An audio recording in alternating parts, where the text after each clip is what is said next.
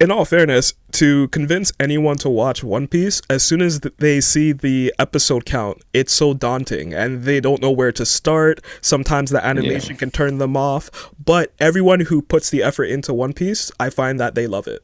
Yeah, like one of the few things I always say to people that are like hesitant to watch into One Piece, let's say like when you first look at One Piece, you see the episode count and you'll be like, damn, can there be any less episodes? And then the moment you get caught up with One Piece, the only thing you'll be thinking like when there will be new episodes.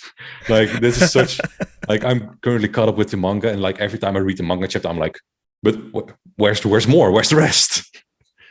Oh, I know exactly what you mean. I love One Piece. I grew up on One Piece. I can't say I've always been its biggest fan, but I really appreciate that series, and I appreciate what it's done for the anime community, especially.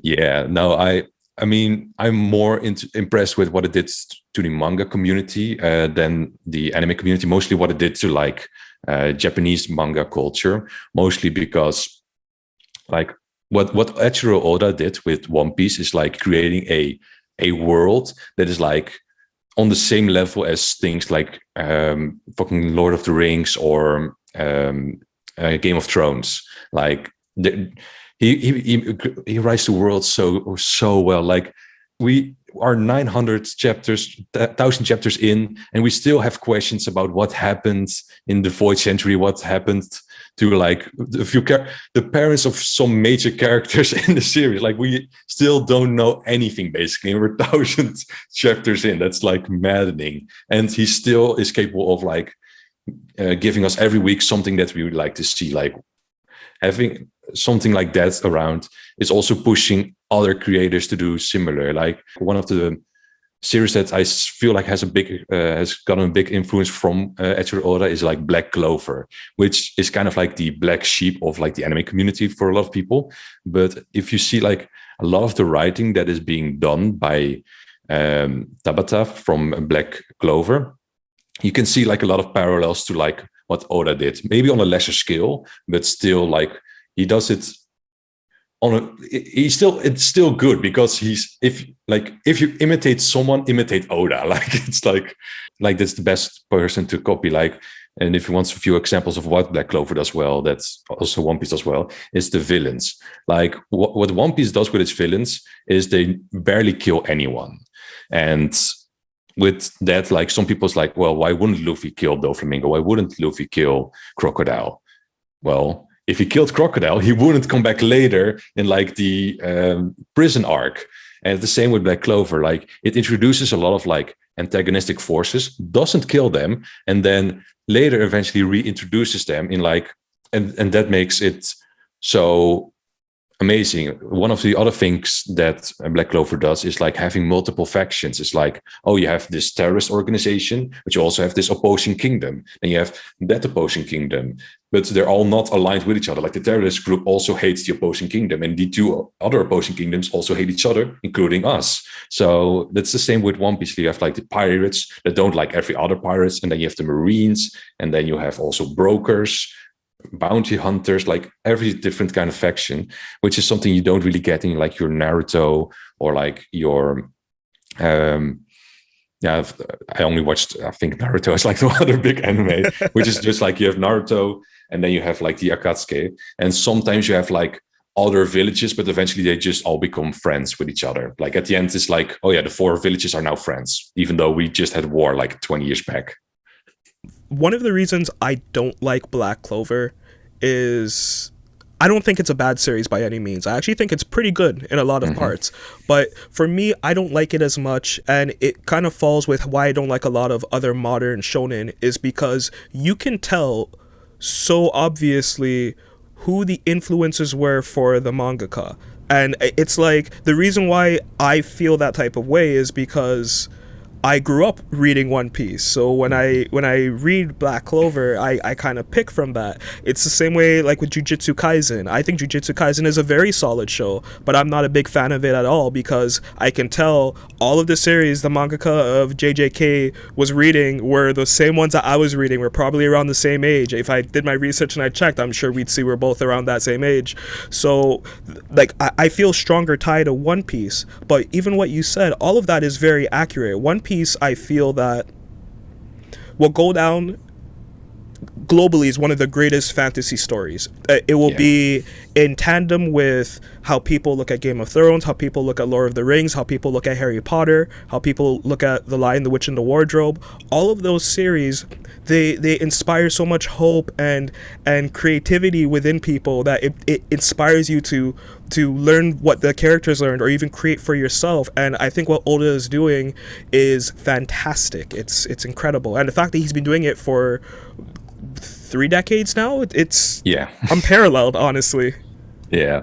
Though one thing I of course like to mention, because you said like you can feel the influence that like that One Piece had on Black Clover, and I can see that. But if you go like back, you can also see like the influence that Dragon Ball Z had on One Piece. Does that? I'm gonna reverse this interview. Does that mean you like you can't watch Dragon Ball Z because you can see like that's the obvious influence that it gave One Piece?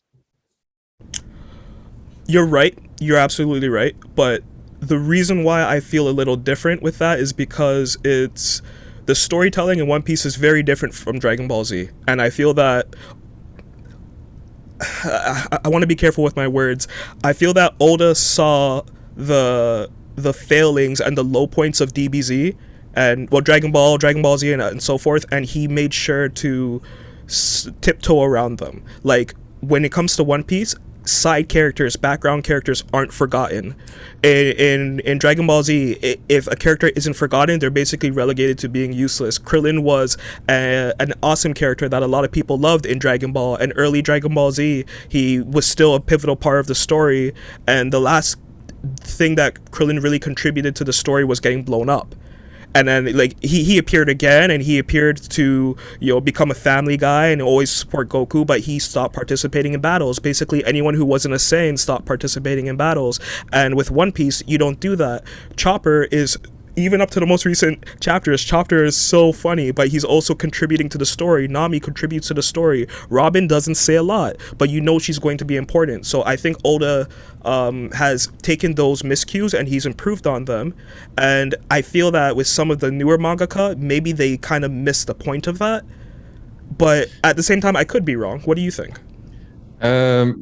I think I understand what you're saying. Like you say, like what One Piece did is like improving on Dragon Ball Z's formula, but what like Black Clover, Jujutsu Kaisen, Demon Slayer for that matter did is perfecting the formula that was laid out by their predecessors, by the One Piece, the Naruto, the Bleaches, even the fairy tales for that matter. Yeah. No, I have nothing to say against it. I say but that's I think the difference in taste. Like what One Piece did was indeed improve upon everything that Toriyama did. Like he took everything what's great and made it greater. He took everything that's bad and also turned it greater. But the thing I liked about things like Black Clover and Jujutsu Kaisen is that they took aspects of like One Piece, Bleach, and all the other things, and crystallized it. They didn't improve upon it, but they made it all work so well together. The reason why I only mentioned those two and not Black Clover, not Boku no Hero, sorry, I did mention Black Clover, but not Boku no Hero, is that I feel like Boku no Hero did it so perfectly well in the first two arcs, and then when it tried to create its own identity, eventually down the line, it lost what made it good. And that's why I still read like Jujutsu Kaisen, Black Clover, Boku no Hero. I still read them weekly, but I'm the least like interested in what happens every week in Boku no Hero, because I feel like it lost a lot of its original charm because it went its own direction. Do I think it's a bad show nowadays? No. I still think it has like a lot of good points, and I think that if people enjoy it, they of course have the ability to enjoy it. But I feel like the reason why I fell in love with Boku no Hero at the start is not there anymore. So there's no love anymore. It's like an abusive relationship now with Boku no Hero. Yes, that's true. And to cap off that point, I feel that Boku no Hero is doing something that a lot of the modern manga and anime aren't doing, where it wants to be a long series like One Piece. Like, I don't think it's going to be long like One Piece or Naruto or Bleach, but it's definitely longer than Demon Slayer.